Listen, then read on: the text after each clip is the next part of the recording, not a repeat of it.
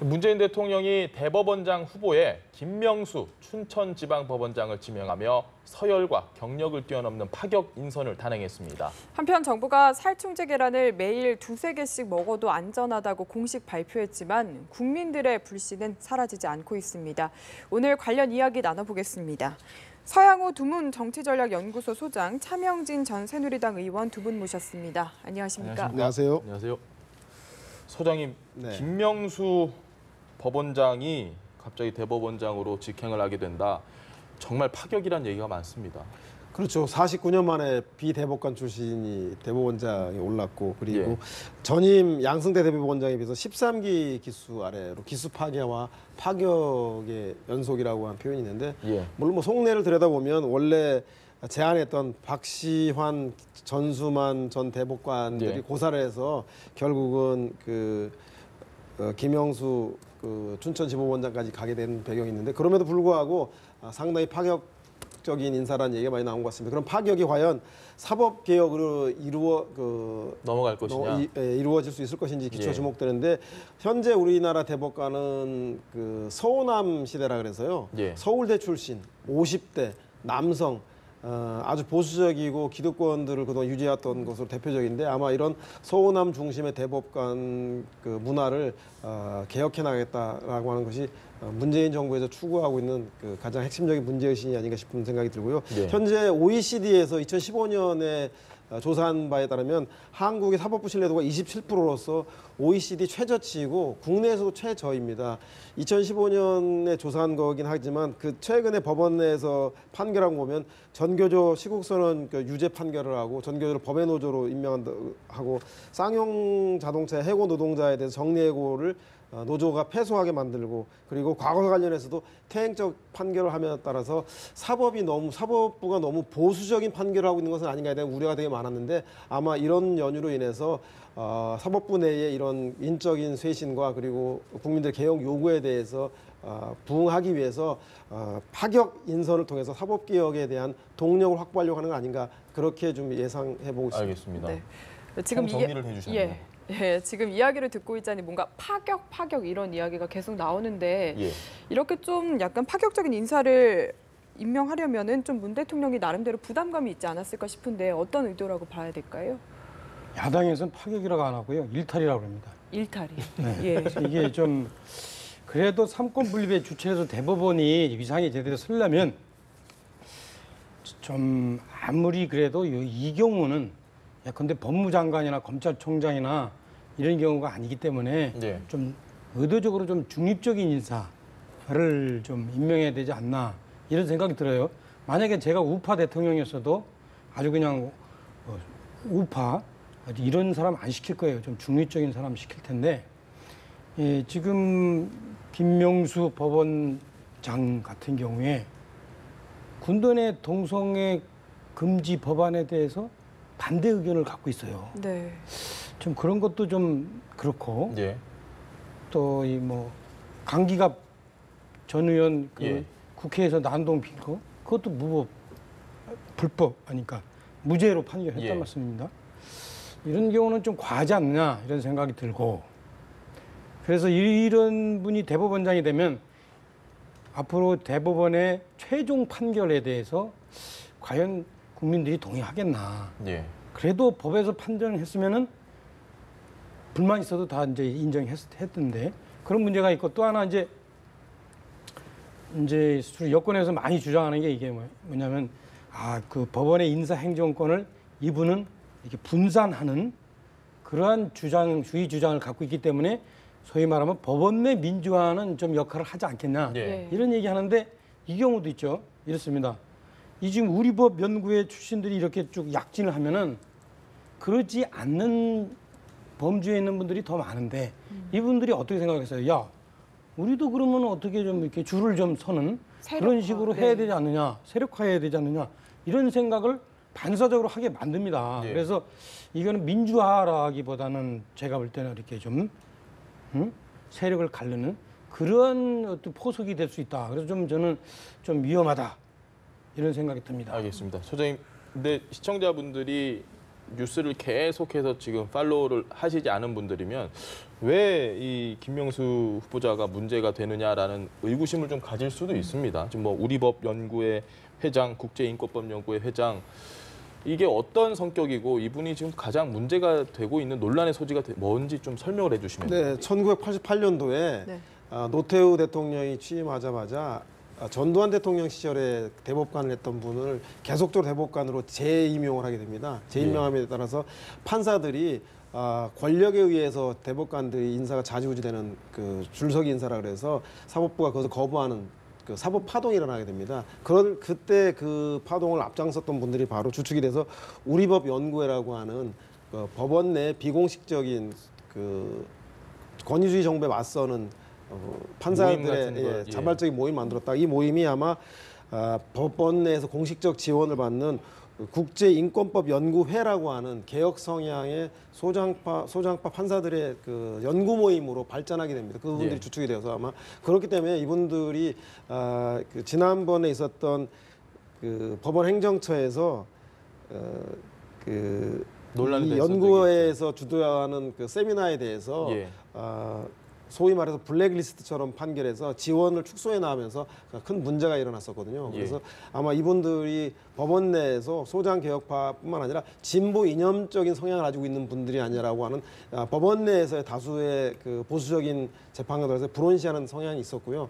그럼에도 불구하고 사실상 이분들을 불온시한 이유는 더 큰 문제는 법원 그 재판부가 법원 행정처를 중심으로 제왕적 대법원장 제도라든가 예. 고등부장제가 유지 온전됨에 따라서 고등부장에서 탈락된 사람들이 조기에 퇴직함에 따라서 그 소위 말해서 하급심 법원의 역량이 그 위축된다던가 그리고 전관예우의 유착들이 계속적으로 일어난다던가 이런 사법개혁에 대한 요구들을 이분들이 소장파 법관들이 계속 해왔는데 예. 이것을 소위 말해서 이념적인 문제로 규정함에 따라서 사법개혁을 좀 막아내려고 하는 사법부 내에서의 그 기득권 세력들의 또 다른 하나의 그 움직임이 아닌가라고 예. 하는 흐름이 있기 때문에 이분들을 과연 진보와 이념적인 색채로 봐야 될지 아니면 사법부의 개혁을 요구하는 소장 그 법관들을 볼지에 대해서는 판단의 여지가 여야마다 입장이 좀 갈리는 것 같다는 생각이 듭니다. 알겠습니다. 진보 혹은 개혁 여러 가지 이야기를 우리가 해볼 수 있는데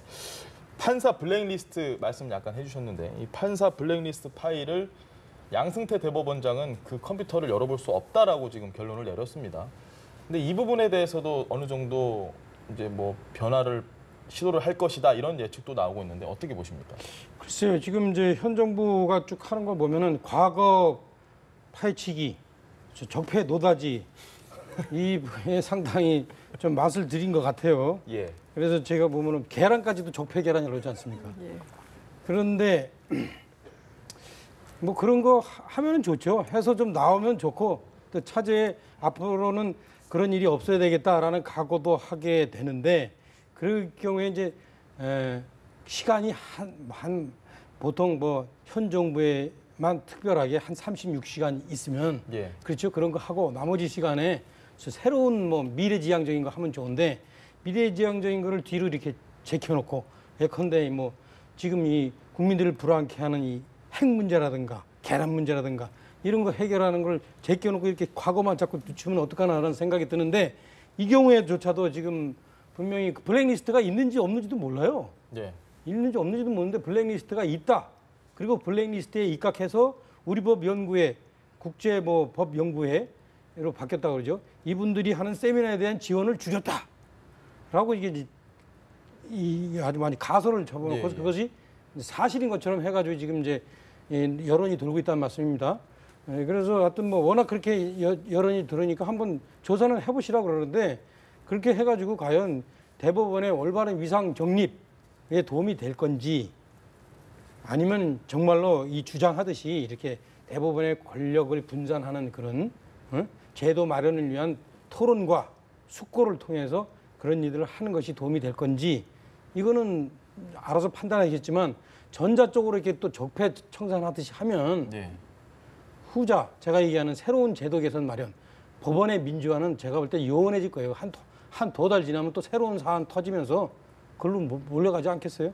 알겠습니다. 네. 그래서 뭐 김명수 후보가 대법원장이 되면 가장 먼저 해결해야 될 게 아마 이 블랙리스트 문제일 것이다 이런 이야기도 나오고 있는데 사실 아직은 후보자입니다. 지명만 된 상태고 이제 임명이 돼야 되는데 인사청문회와 표결 뭐 무난할 거라고 보시는지요? 저는 야당이 좀 그 사실상 악에 대한 그 보복적 성격으로 반대하고 있는 게 크다는 생각이 듭니다. 코드 인사라고 하는 건 기술 명분일 뿐이고 이 김명수 후보자가 춘천 지방법원장 할 때 강원도 선거관리위원장을 겸직하게 돼 있거든요. 예. 그 선거관리위원회 4.13 총선 당시에 김진태 의원하고 염동열 의원이 검찰에서 무혐의 판결 받았는데 재정 신청을 통해서 이분들이 재판을 받게 만들었습니다. 그래서 자유한국당에서는 이 문제에 대해서 자유한국당에 피해를 준 판사라 선관위원장이라는 생각 때문에 아마 코드 인사라는 명분으로 강력하게 보복적 인사를 위해서 청문회에서 반대 의사를 분명히 하고 있는 것 같은데 저는 오히려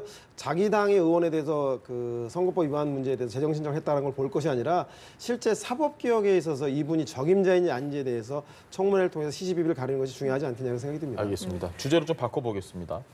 살충제 계란이 이제 어느 정도 좀 일단락이 돼 가고 있는 것 같은데 정부가 이야기한 거는 하루에 2.6개씩 평생 먹어도 안전하다.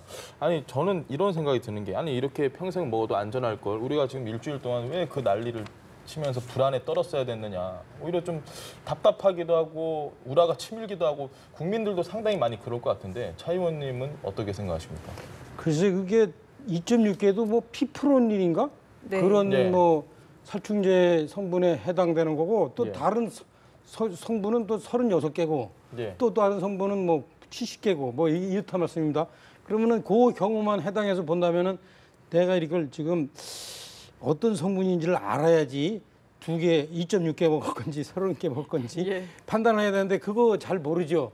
그러니까 지금 정부가 이 발표하는 게 제가 볼 때는 국민을 오히려 더 혼란스럽게 하고 있습니다. 그래서 지금 저는 지금 우리가 진짜 정신 차리고 주목해야 될 게 정부에서도 이렇습니다. 지금 이것이 위해하냐 아니냐 이런 부분에 대해서 관심 갖는 것보다 또는 이게 누구 때문에 저질러진 거냐 정말 적폐계란이냐 아니면 새 정부가 들어서서 이거를 좌충우돌 수습을 못해서 그러냐 예. 이런 것에 대한 논의는 좀 제쳐놓고 네.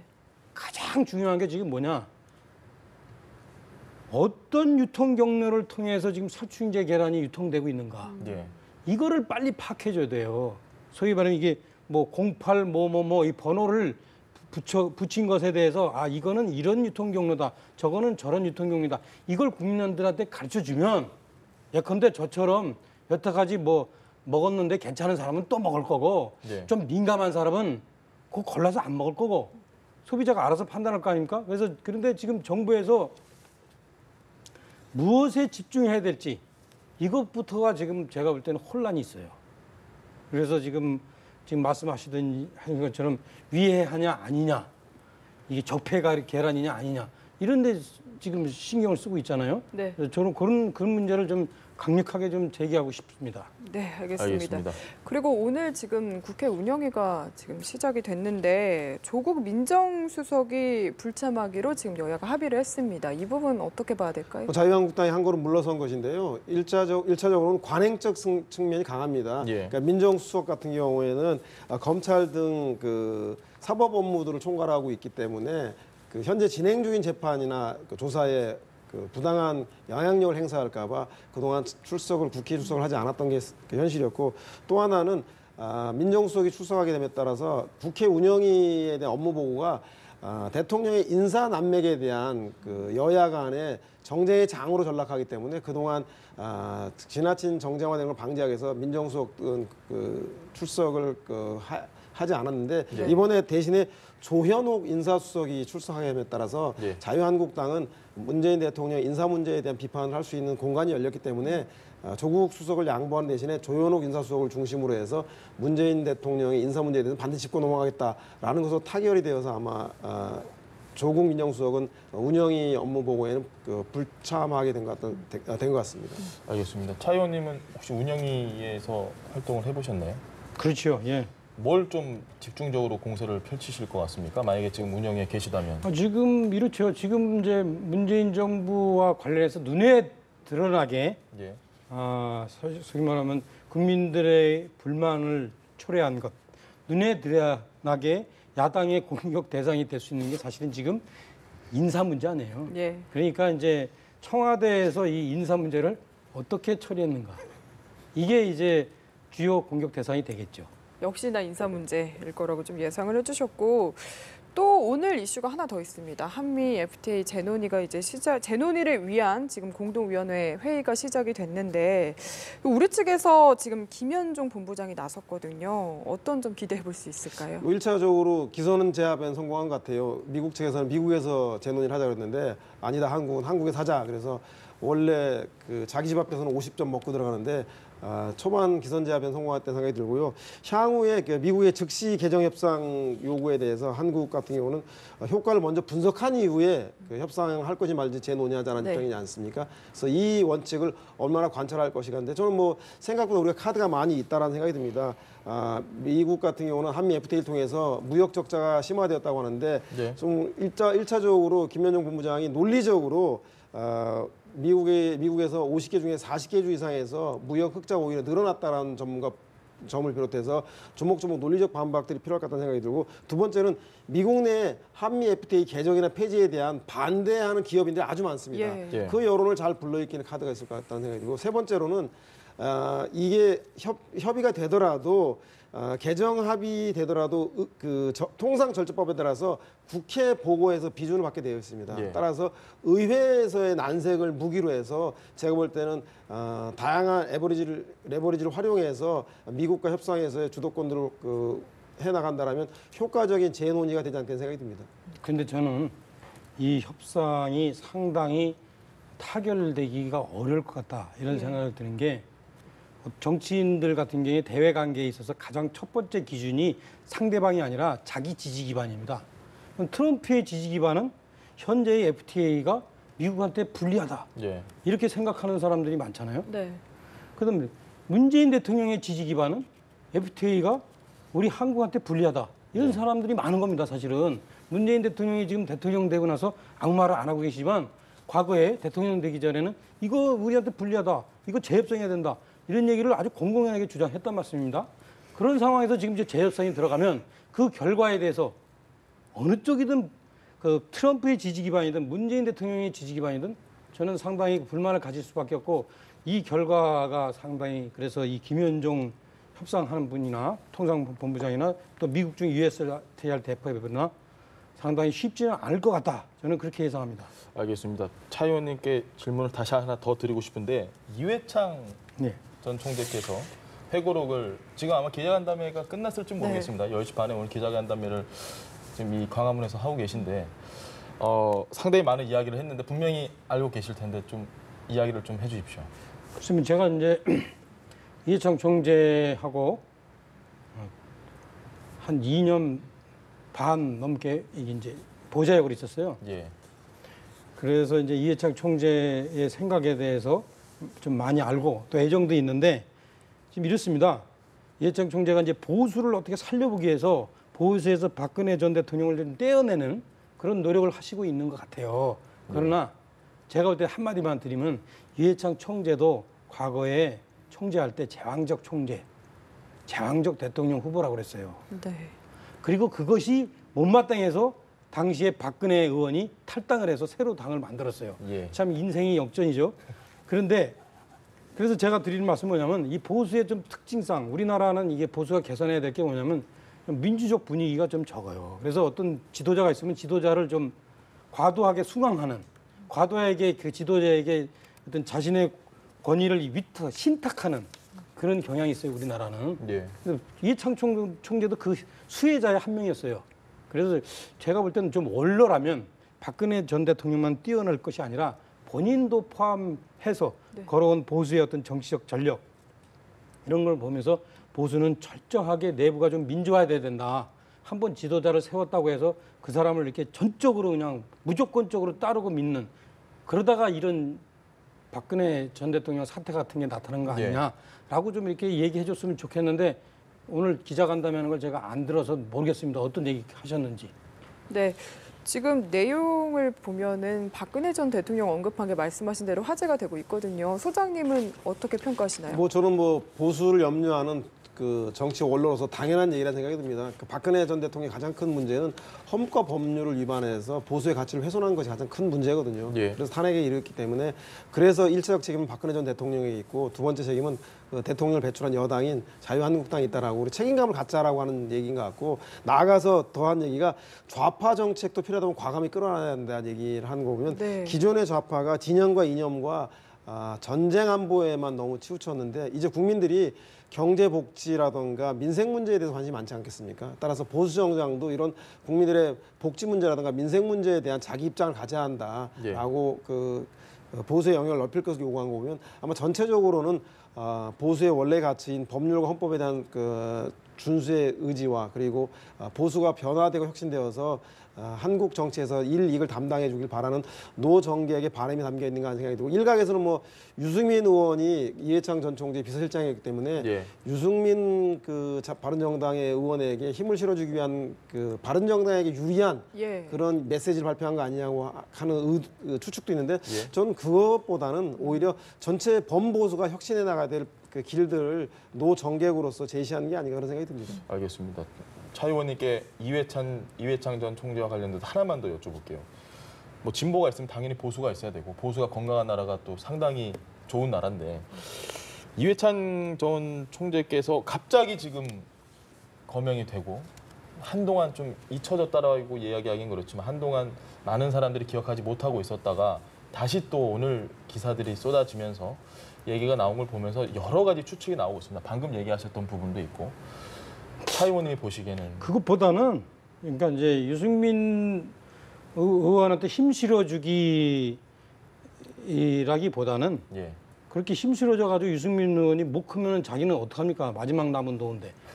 그렇죠? 그래서 저는 그것보다는 오히려 이제 보수를 좀 살리고자 하는 예. 그런 나름대로의 이제 충정이 저는 있다고 보고 특히 이제 왜 이회창 총재가 부각되냐면 지금 이제 보수가 괴멸된 상태니까 예.